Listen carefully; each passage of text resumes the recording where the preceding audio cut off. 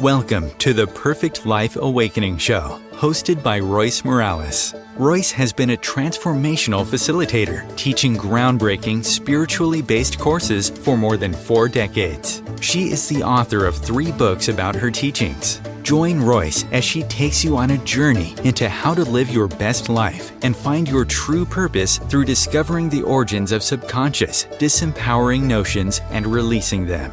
She talks with experts and inspiring people just like you who learned to trust their intuitive inner wisdom, which led to life-changing shifts. Today, her guests live an empowered existence and are helping change the world to a higher consciousness place based on truth and love. You deserve to awaken to, align with, and embody your true self and live a life filled with love. Transform yourself from triggered to empowered and create your perfect life. Here is your host, Royce Morales.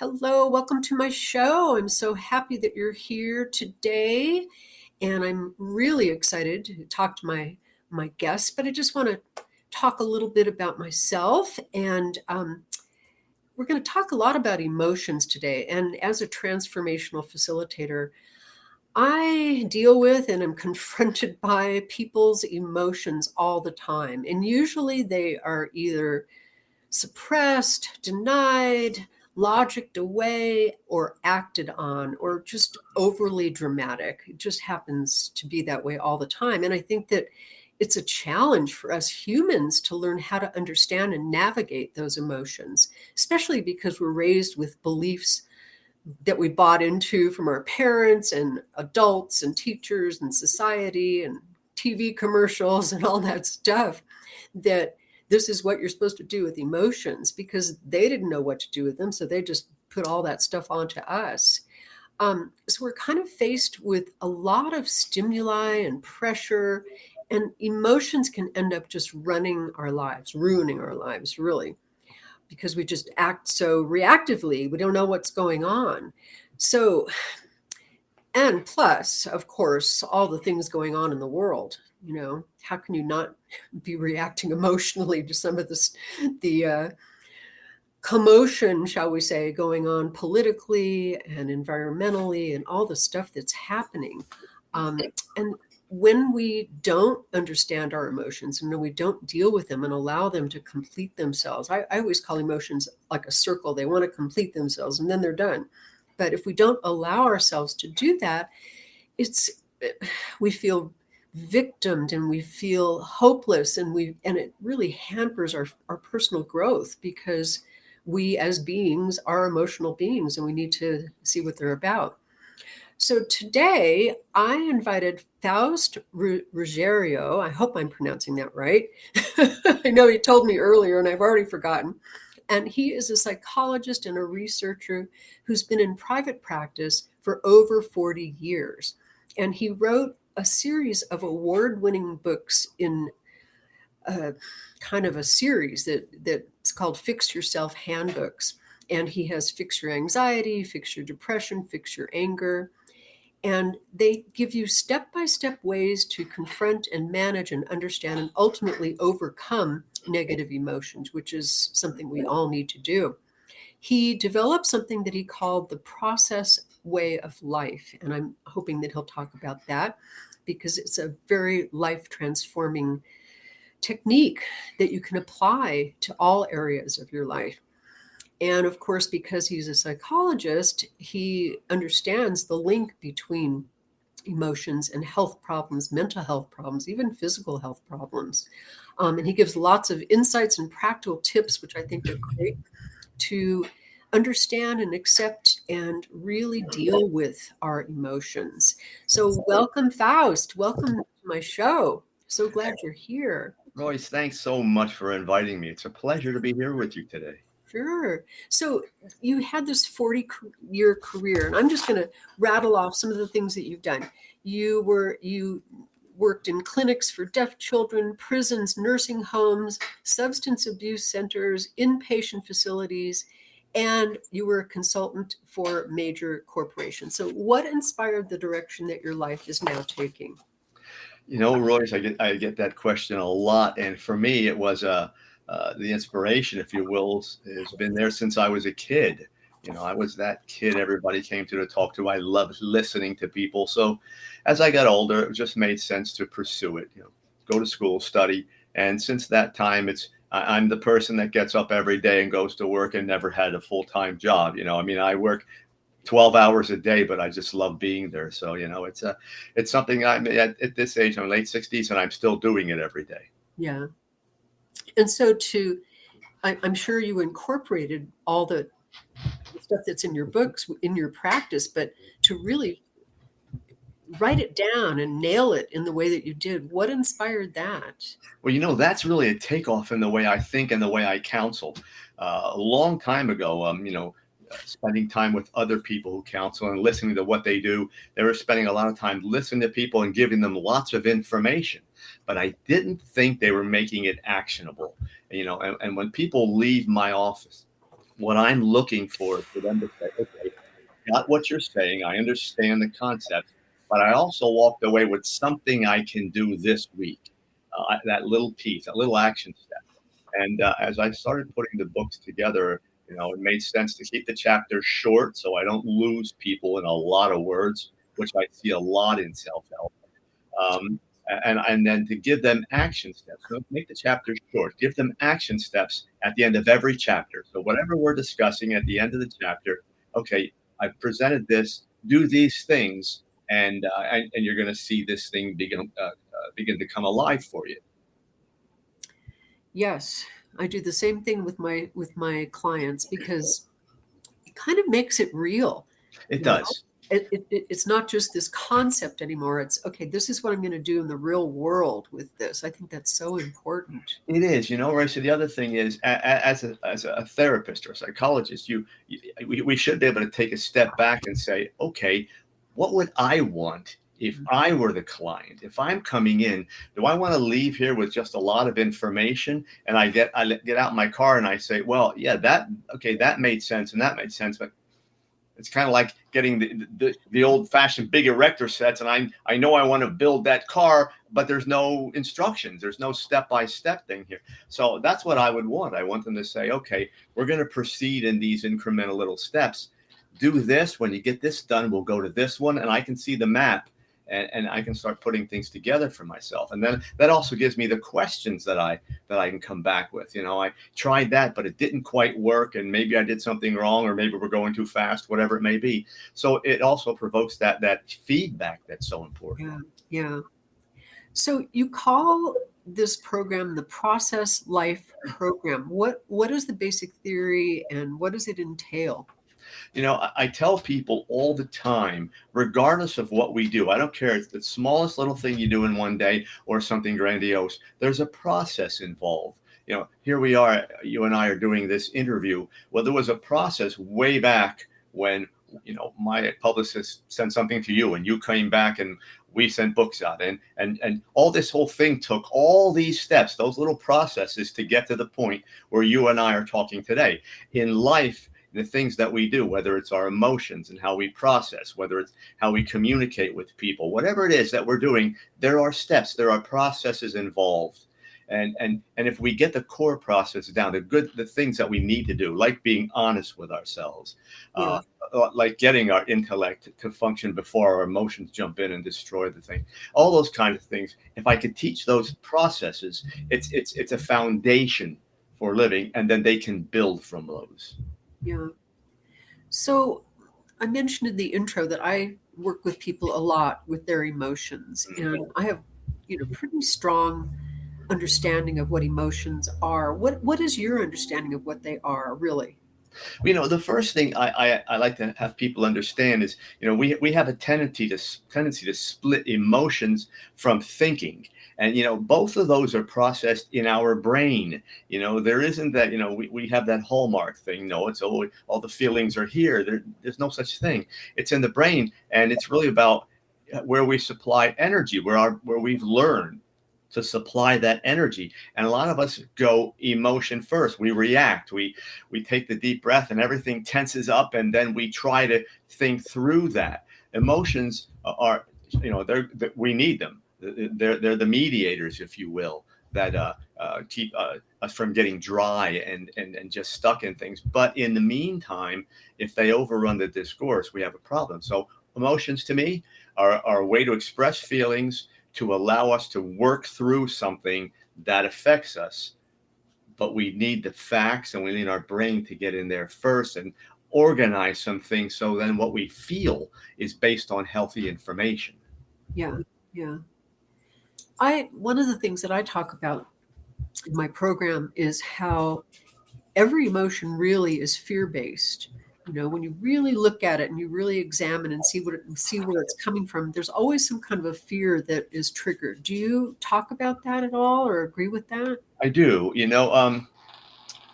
and there are different degrees depending on the emotion. If even someone came back one day and said, well, no, but love doesn't have any fear. And I said, yeah, it does. Of course it does. The fear of loss, the fear of something going sideways, if you will. We want to keep ourselves focused in. And when for many people, when their relationship goes off just a little bit, that will ruin their whole day. And so, absolutely.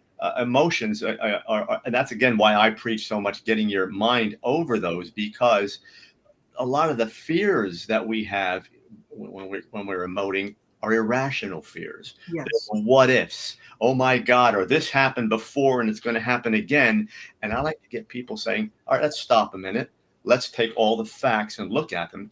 And if you think about it, in counseling, that's what we do with them. We say, slow down, take a breath here. Let's get all the facts in order. And when we do that, they say, all right, that makes sense. I didn't think about that part of it. So absolutely, fear-based, irrational, emotions, they can go there. Yeah, because we're triggered all the time. Yeah. Do you go deeper with your clients in terms of discovering sources for some of those triggers, or how does that work with you? I go deep with everything. Oh, good. That's how I run my own life. And I don't, and again, you tailor that to the person. If I have a person that is a ruminator and a person who gets stuck in their thoughts, I don't want them to go so deep. But for the most part, I want to get to causes. I want them to understand not only what they think. That's where a lot of people stop. I want them to understand why they think that. That's the key. Yeah. If you get to the point where I say, well, I know I do this all the time, but I remember that event back there where it started, or I have these other checkpoints in my life where I go back to. Yeah, I want to know the causes of things. That's why medicine is so prominent today, because we don't deal with causes anymore. We say, let's just get there real quick and feel better, and don't worry about it and go on. Okay, then we'll repeat the behavior and take the pill again, and we'll keep going. Yeah, just keep up the cycle. Yep. Yeah. So, okay, so you've written all these books. I keep thinking, I know that my students, part of the power of the work that I do is the fact that we meet every week and we talk about stuff and we deal with stuff and I give information, etc. But there's a level of commitment, shall we say, I guess that's a good word, that keeps them kind of focused. But reading a book, how do you know that people kind of stay committed to that? Is that something that you've thought of?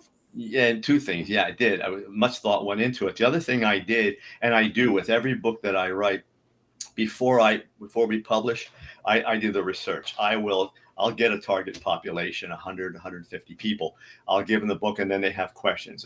Did you get this? What did this chapter tell you? Are you connecting with the information? When we get to the steps, are those working? And so I do a lot of that kind of research before time, and that's just the clinician coming out of me. I don't want to just be one of the guys that writes a book because I know a lot of stuff and I want to write a book. I don't need that in my life. What I need is for people. That's my calling, if you will.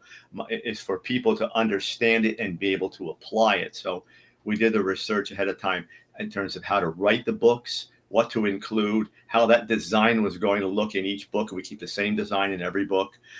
And then I want to know that they're getting the message. So that target crowd that we use when we do the research, and that crosses all various age groups and ethnicities, all that sort of thing. So we know that we're on target, and I wanted it to be something for everyone, not just for a segment of the population. Self-help books, they'll say write them for women between 25 and 60. Really, that's the only people we're trying to help here. I wanted everyone to be able to do it. Yeah. So what about, I know it took me, I've been doing this for 40 years and 40 plus years. And people kept telling me, oh, you need to write a book. You need to put this information in a written format. And I really resisted it because, again, there's so much interaction and personal stuff that happens with me and a client or my classes or whatever. And I was always concerned that somebody would pick it up and either misuse it or misunderstand it or get triggered by it. Or did you have those concerns when you were writing? Did and still do. Yeah. And I finally came to the realization that there was a little bit too much emotion in that, where I was saying, okay, what if they solve this, or what if or simple, what one part of a marriage one of the partners picks it up and really starts to grow, and the other one gets mad and beats her up or something because I they're all those possibilities are there, but you do the best you can, because when I thought about it, I have a spouse that came into counseling and I'm helping that person grow and the other one's not growing. It's the same thing. So I just have to be accountable to what I'm writing. I have to, edit properly, really read it, apply it. I read it like I'm the client, so I get an idea of how I'm feeling. We've done the research. I've crossed checked everything off as much as I can. Now we're ready to go. And like you, I resisted for a long time. Writing comes easy to me, but I thought, I was so involved in family and counseling that was what I did. When the kids grew up, then I said, they were now out in college and they were gone. I said, I have this time. Let me look at it. So I took about a year to research and research publishing, research the whole thing, and decide whether or not it was going to be a good fit for me and whether I had something I could communicate efficiently. Yeah. Yeah. Oh, it took me a lot longer than a year. Yes. Yeah, I still hesitate. But this might be off course a little bit, but I just want you to talk a little bit more about when one person in a relationship grows and the other one doesn't, because I've had that happen a lot. And then what would happen is the one that was growing, that was taking my classes, would kind of force their spouse to come in. And of course, they didn't want to be there, so they never got a word I said. So what are your thoughts on that? And that's just occupational hazard of what we do. What I always do is I said we're going to try to be considerate to your partner, but let's get you where you need to go. And then every now and then ask them to come in and sit just so they hear what's going on. I'm not interested in their story. None of that. They want to tell it. That's great. I make it simply, it's almost like going to college and auditing a class. Come in and audit the session, watch what we do. If you want to talk, that's great. And then I use that to kind of sneak a rapport in there and get that person saying, all right, this is not so bad. It's not the monster I thought it was going to be. Because what I don't want them to do is to resist it and then, be an impediment to that person's growth that I'm trying to help. And what I find almost all the time is that the person says, okay, this isn't so bad. I said, you mind coming back another time? Doesn't have to be next week, the week after. And they say, yeah, I'll come back, but they'll wait 2 or 3 weeks so they maintain their control, and then they come back in and then we start working.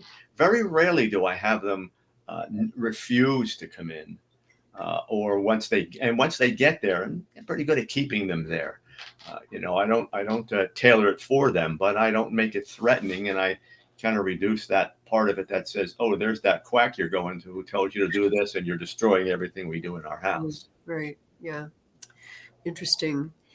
Well, okay. So let's see. What other questions do I have? So tell us a little bit about what happens when emotions are not dealt with and understood. Because I know that you talk about things that happen when they are, but what happens when they don't? Well, this is what I tell people, and let's use an example. The easy example that everyone has probably experienced is, you lose a family member, and then they pass, and then you're going to have the viewing if that's what you do, and you do all this stuff, and it was maybe a tough time watching them getting ready to pass. Now you go through all that insanity, that emotional stuff during the viewing, but you're holding it all in there. You're holding it together because that's what you have to do. The funeral is done, and now you are left with nothing. The people stop calling.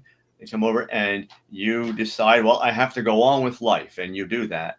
And then 6 months down the road, you're falling apart, Yeah. and you didn't know why. And the reason is very simple.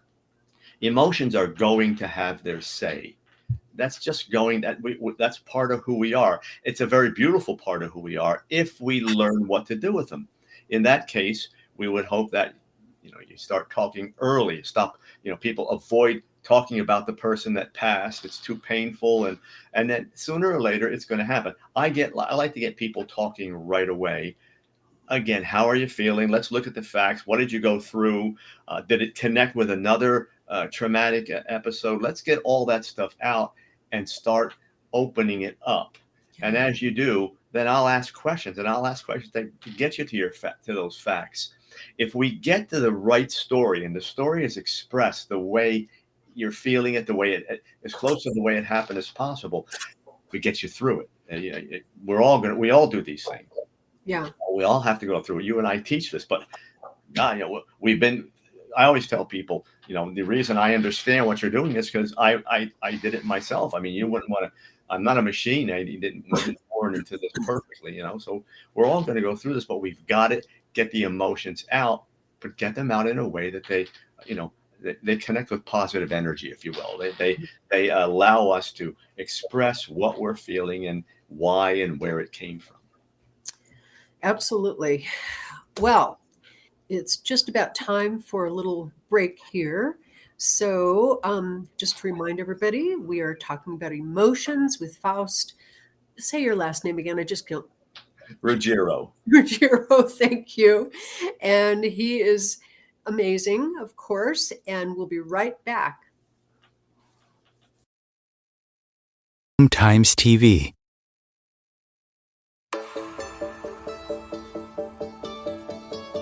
Do you crave joy but feel stuck? Do you go through life feeling constantly triggered and frustrated? Fear is likely the culprit, and subconscious fear is likely sabotaging you. Perfect Life Awakening is a time-tested, spiritually based approach to inner transformation created by Royce Morales.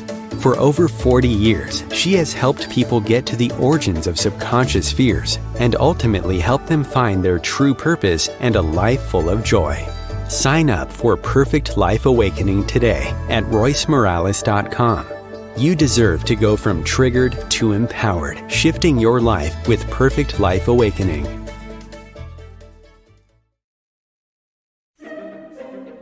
Imagine becoming a super influencer. Reinvent yourself, invest in your brand, and then manifest your success with a robust spheric approach. Om Times Media and Broadcasting offers a unique and multifaceted way to become the spiritual and conscious influencer you deserve to be by putting your message across our powerful platform with its proven record of integrity and excellence.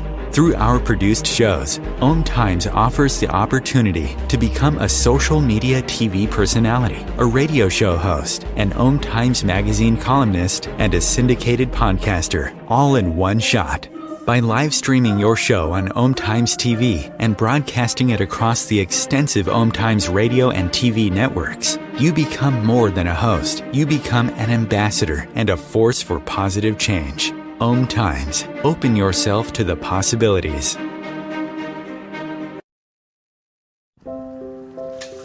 I want to eat apples and bananas. I need to eat apples and bananas. Why can't I eat apples and bananas? Support the Feeding America nationwide network of food banks to help provide meals to those in need. Join us at feedingamerica.org.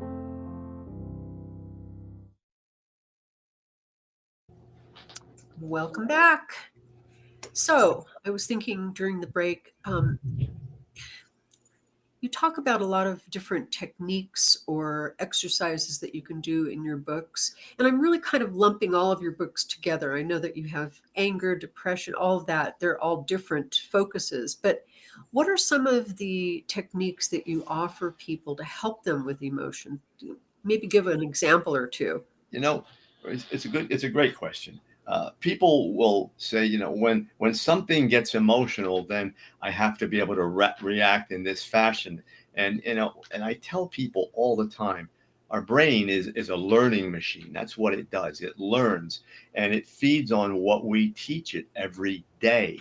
If every day of your life you are emoting quickly, you're reacting to things, your internal language is negative, you're expressing that type of thing, your brain hears all that, it learns that's your pattern, that's your template for how you live every day and how you're going to react in situations that are stressful and require emotion.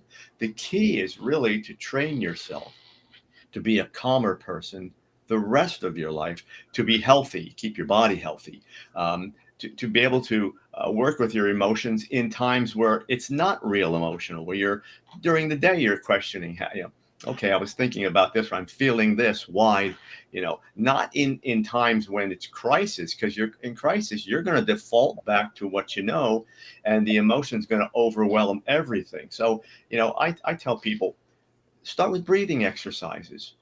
Calm yourself down. I do those many, many times a day. It takes less than a minute, and you can do it while you're working. No one even knows you're doing it. Do that. Get the accelerants and those types of things out of your body. The people get up in the morning and they have 3 cups of coffee and then maybe sodas and energy drinks and whatever during the day. You want to know why you have anxiety and you're over emoting. Well, yeah, your system's all revved up. So I talk about purging all that negative stuff out. And when they come to me in the first session, I say, let's look at what you're doing that's not so good here. And I say, we want to start there. And they'll almost, they start to resist just a little bit. That can't be the reason. This happened and that happened. I said, that's great, but how did you react in those situations? Because all those things are going to continue for the rest of your life. If you think we're going to get you to the point that life is perfect, that was never the goal. The goal is for you to react in a healthy fashion in your imperfect world. That's, we know the world is going to do this. And if anything, it's going faster and it's angrier than it ever has been. So we want to get you healthy in your daily life. That's your focus, not your problem life, your daily life. If we get that good and your head thinks positive thoughts and you're telling yourself, positive things to do, chances are in those situations you react that way. Yeah. So you gave a couple of examples. What about something that goes deeper? What else would you tell people that would really help them in the moment of a reactive emotion? Well, one of the things that very important answer to that question is what I call undercurrents. Mm-hmm. They're the things that happened in our lives that we did not take care of. Yes. We didn't put closure, as people like to say, on them. And if they're not solved, if we haven't efficiently emoted through those, it's like the brain saying, I want to keep on doing this till I'm going to get it right. And we keep giving life to those old things. And then when things come up, they attach to that, and now here's today's event, which connects to an old one. And now you've got emotion from a lot of different places. And when we try to say, well, where's it coming from? You're getting stuck because there may be 3 or 4 or 5 things. So one of the big things you can do is go back in your life, and maybe it's to childhood, whatever it may be, and look at what happened and you didn't put closure. Not that and there's a difference, not that you got over it, because everyone thinks you get over it. We compartmentalize and stick it somewhere. We want to know that it doesn't ever come forward in some fashion. So that's where I do that digging. Okay, let's go back and get this stuff. And I do that with everyone. Well, what was it like growing up? Either they'll say, "Oh, it was terrible," or "It was fine, no big deal." And okay, I said, "But that's not an answer. Let's break it down." And then I start going into relationships and life periods, this in school, and all those types of things. And how did you feel about yourself at this age? And then it starts. So getting those undercurrents to the point that they're not coming forward and adding to what you're trying to do today, that's huge. Yeah, absolutely. Now, how do people do that when they're just reading a book? Because I find that when I work with my clients, a lot of times they need somebody there to hold their hand and really go, okay, now let's look here and what about that moment? And a lot of what I do is finding specific incidents, not just kind of broad generalizations with people. So how do they do that with reading a book? That goes to the reasons why I wrote them, and I put this in my introductions. And many times through the steps that I put in there. Really, the books are written for are two reasons. The first one is, if you've never been to counseling, it may help you open up. But I often say, get to a professional counselor. Yeah. You're having these things. Get there. You should not be trying to do this on your own. If you're picking up a self-help book, you're saying to yourself, I'm not sure what to do with this part of my life. The other thing I tell them to use it for is, if you're in counseling and you read the books, you may go back to your counseling experience and say, you know what? I read this chapter on people pleasing, and it said this about this, and my need to make myself feel good and control other people, and I don't realize it, and they can bring that back. All of this is designed to supplement or initiate a counseling experience. I would never want anyone to think that I wrote a book, read the book, and you're going to be great. Read the book so that it begins to open you up, and then you can seek help, and you're ahead of the game a little bit, or because you're in counseling and maybe you might be stuck, or you might say, well, you know what? Maybe I'll get a few more ideas to bring to that session. Yeah. Well, let's talk about depression for a minute, because one of your books really focuses in on that. And I find that, I don't know about you, but I'm noticing a lot of depression going on in the world. Yes, there's anger and all of that, but I think a lot of it is triggering some major depression and hopelessness in people. What do you have to say about that? We live in a world that's going very, very fast. And what I'm finding is that the depression's there, but it had kind of tag teams with anxiety, and that's what I'm seeing a lot more of today. People not being able to keep up. Finances are horrendous across the nation for a lot of people. And we don't have governmental programs that are able to address those. We don't have an economy that's addressing it. And then some of the things people are doing because they're making the wrong decisions. The depression we have to start with as a neurotransmitter issue first. Let's find out physically that there's nothing wrong. I always urge people, go to the doctor, get a blood test. Let's find out if they're finding anything, thyroid, hormonal issues, and I'll urge that quickly for people when they get to middle life, particularly, because things are changing at that point. But let's get the physical out of the way first. Then if there are neurotransmitter issues, that doesn't mean neurotransmitters, I should back up. These are the chemicals that stimulate your brain to do what it has to do, not just feel good, to perform every task you perform, to have your body and your mind communicate properly so that everything runs efficiently. If it's not working, then what we're talking about is depressed activity in your brain. And that's what we want to get to. Could that be connected to those undercurrents? Sure. Could it be the way you live life physically? There's some problems, all the above. So what I do is I go into a holistic, whole person approach, and I'm going to check everything and see whether we have a reduction in the way the brain is working. And you measure that a lot of times by the tasks you do. Are you leaving things undone? Are you starting something and say, forget it, I don't want to do this anymore? Are you sleeping too long? Is your diet changed and you're into comfort foods? I'm looking at all those kinds of things to see whether it's there. And we're finding increases on all of those things, particularly since the pandemic. in the pandemic and then through. We didn't come out of it. And I said this was going to happen in the pandemic. I did a lot of interviews during that time and said, they're all saying, this is what's happening now. I said, now is not the issue. It's a transitional period. When we come out, based on what I'm seeing, there's going to be a long recovery period from this, and we will not see the same old world. So we're going to have the other part of that is we don't transition well. We like to stay in our little comfort zones, which we know after a certain amount of time are almost always toxic. So we don't change. So we're more comfortable staying there than making the changes to get healthy. Yeah. Yeah, as you were talking, I was thinking about the impact of the pandemic and how it still goes on, and what it's done to the children, and relationships and all of that. But I also see it. I look at everything in a spiritual lens. I see it as a way to kind of heighten or speed up the transition into a higher consciousness place. I even see politics in that way. I try to.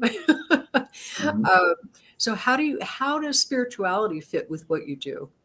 Well, I tell people all the time, when you talk to spirituality, whether you're talking about a form of God, whether God's inside you, whatever you want to do, I always say, people look at this and I'm being punished, shame, whatever shame or guilt I may have, or there is no God and God doesn't care about me. We tend to go negative when we get challenged, and way I look at it is the challenges are just opening new doors for us.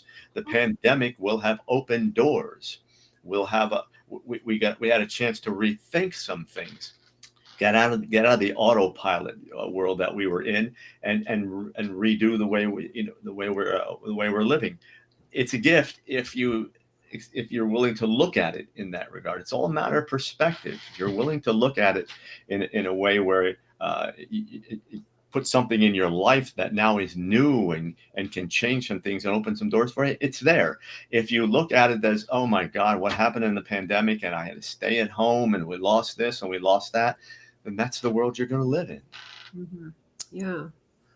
So what about, I guess, a little bit deeper in terms of spirituality? I teach a lot about reincarnation and what we bring with us from our past lives and the lessons that we're here to learn and the purposeful meaning of our lives. Do you ever get into that with people?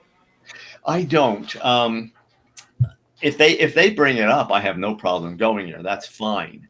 Uh, it depends on who you're counseling, the areas that you live in. I'm in a more rural setting. We don't see a lot of people bringing that up. They have a very traditional view of God. Some of the people are coming in. The younger people are embracing things, that the shamans are teaching and things like that. So we're seeing those kind of new things. For me, it's always about keeping myself in tune with all the various components of spirituality. When they come in, we're ready to go there. I don't typically bring it up, but if they go there, I'm very comfortable with that. That's not a problem. Oh, that's good. Yeah. Yeah. I'm finding that since I've been doing this for 4 decades, when I first started teaching, if I ever even mentioned past lives, people's eyes would roll and they'd be like, oh my God, get me out of here. But now they're hungry for it. They really are, because, it provides a lot of answers and a lot of insights and a lot of shifts in our awareness. And it can be very life transforming too. Mm-hmm. Yeah. So what about, I don't know if you would call hopelessness an emotion. I kind of categorize it as part of emotion that kind of leads us into hopelessness. And I'm finding that with all the stuff going on, I know I keep bringing this up because it's just fresh in my mind after watching everything on the news this past week. But how do you deal with people that really feel hopeless? Because it's hard to get people to, even try to do anything if they're in that apathetic, hopeless, give up state. What do you do there? That's where I question. I use a lot of questions with people. And I say, okay, hopelessness, loss of hope, hopelessness for me is not so much an emotion, but the end result of all the emotional conflict that doesn't get resolved. And people live it over and over again and get to a point where it's almost like a surrender. Okay, fine, whatever. This is never going to get better. There's no hope, and I'll just live this way. And they feel they're not setting themselves up for anything. So what I'm working with, I'm asking them questions. Okay, how did you get there? Let's look at your path from 5 years ago, whatever, to where you got to the point that you feel there's no hope. Because what you're telling me is this is my destination. I got here and this is where I'm living now. But there's always a route that gets all of us to wherever we are. What's your route? I want to go back and find, let's look at that timeline. Let's get that in order and see how you got there. And that turns on a lot of lights for them. Yeah. Even if they're saying, well, yeah, that happened and it's never going to get better, then I'm going to say, okay, fine. Let's stop right there on your timeline. Let's talk about why it can't get better. Let's ask some questions. Let's go a little deeper, and for some people it takes longer because they've surrendered. They said, no, this will never get better. And I've got to really build that part of it in there. And that's a very small step-by-step process. But other people will go back and say, yeah, I can see where the light turned off over there. And I let it happen. And, maybe I can fix some things. Maybe I can go back there and I can do some things. Yeah. Yeah. Does it ever reach the point where people are suicidal, and can you help people at that point? Have many times. Suicide for people that are serious, they're just going to do it. For other people, they begin talking about it, they begin leaning in that direction. You can see it. I've got everything from people in the office who begin to talk about it or arrive with that kind of notion, to the people who call in crisis and say, get over here, please, or help us. They're ready. They're locked in the room and answer those calls. So yeah, it gets to that point, and we find a lot more suicide. The concerning part of that is how much more suicide we're seeing with young people. Yes. When we were young, you wouldn't even think about that. Today's young people have that as kind of one of the tools in the toolbox. If I get to the point and I can't deal with it, then just forget it. I'm out of here. And they get there much faster than we ever did. Yeah.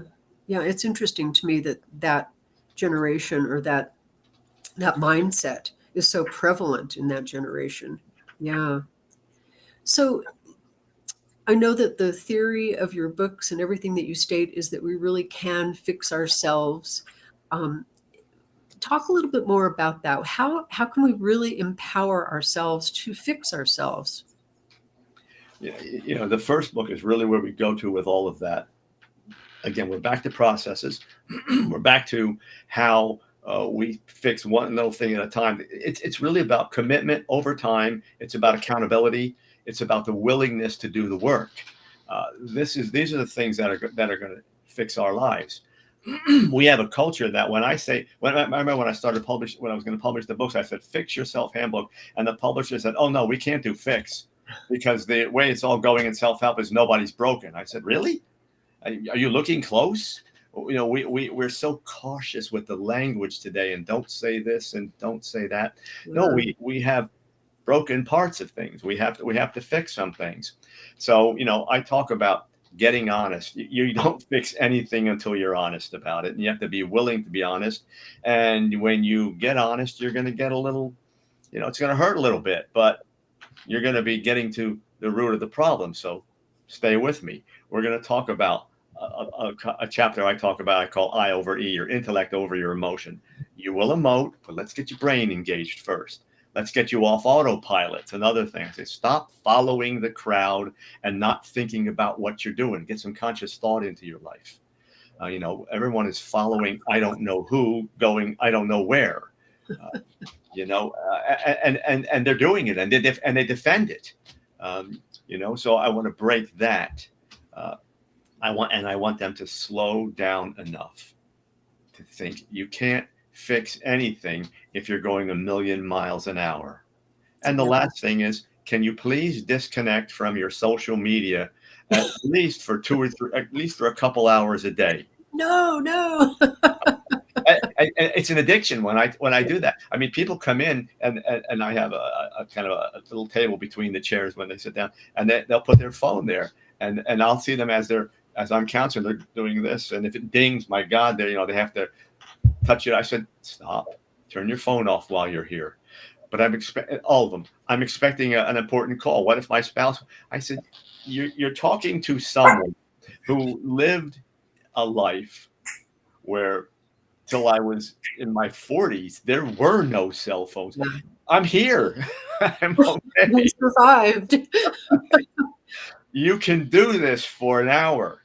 Yes. You know, get that out, because that disconnection is breathing time. You decelerate. You get yourself a chance to think about what you're doing.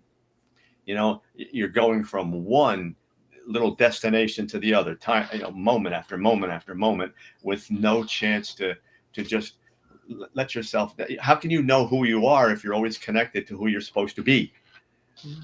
Let's get those things. And when I start with those fundamentals, and they embrace those, everyone's tuned in. Then it takes off. The program takes off at that point. Then we get into all those other processes. Yeah. I think what you said a few sentences ago is really important to emphasize. It's all about commitment, because that, again, I've been doing this a long time, and I find that people that stick with it will get it. People that stick with their commitment to themselves and their spiritual journey and their inner world and all the stuff that I deal with people, because we're multifaceted. We've been here for thousands of years. We have a lot of stuff to uncover and look at and discover about ourselves. So it doesn't happen no matter what anybody tells you. It's not going to happen in a 2-hour seminar. It's just not. You know what I ask people, Royce? I always say, are you important enough to yourself to do this? If you're going to get up every day and the things we talk about are chores for you, I got to put the work into doing this. I said, my God, that would make me want to quit. Every day you get up and say, this is my life. It's important. I am going to embrace all these things. And then once I understand and I learn how to do them, it's going to be something I build on. And every day it's going to get better. But I have to get through this part of it. Are you important enough to yourself? If you are, you should be able to get up every day and say, yeah, let's go do it. But if you're getting up and it's a chore, who wants to stay committed to a chore? Right. You'll find every way you can to avoid it. You should find every way you can to embrace it. That's how you fix your life. Yeah. Yeah. As you're talking, I'm thinking about the fact that I'm very committed to making my bed every day. Not because it's a chore, not because anybody's going to ever see it, but because I love the way my bedroom looks with this beautiful bed that I've made. So yeah, it's kind of shifting your attitude from the chore. In fact, I've changed the title of what I do repeatedly, because it used to sound so negative and heavy, but now I call it an inner adventure. And it is. It is. That's what I tell. Once you start peeling off all the junk that's on top, then you have this life where you say, I'm free of this and I'm free of that, and let's go. I get up every day like you do, get the bedroom set, because if I'm going to walk in and out of there during the day, I don't want to walk into that mess. And so same thing, I keep things ordered. The other thing is I get up every day and I say, okay, let's go. Lord, what do you got for me today? Let's go. And I'm ready to go. If you can't do that, then you're in kind of all right, whatever happens. And now, and I don't think I want that one. I won't do that. And you miss all these great opportunities. It's about, enthusiastically being a player in your own life. And that's what you want to get to. These are those fundamentals that I try to teach people. I can give you all this other stuff, but if you're not embracing, if you're not engaged, if you're not in every day and you really want to do it, why would you? Yeah. It's a gift that we're giving ourselves, and nobody can give it to us. It really is. Yeah. So tell us a little bit more about your books and what's coming out and what you're available to do and how to reach you and all that. Sure. Commercial stuff. The books that are out, Fix Yourself Handbook, then there's one, Fix Your Depression, Fix Your Anxiety, and Fix Your Anger. At the end of the year, we'll be publishing the Fix Your Addiction Handbook. Oh, I spent a lot of time working with addicts over the years, in my private practice in clinics, in a prison for 5 years. So it was time to get to that, because we are all relying on substances one way or another. Many of us are, to get through this.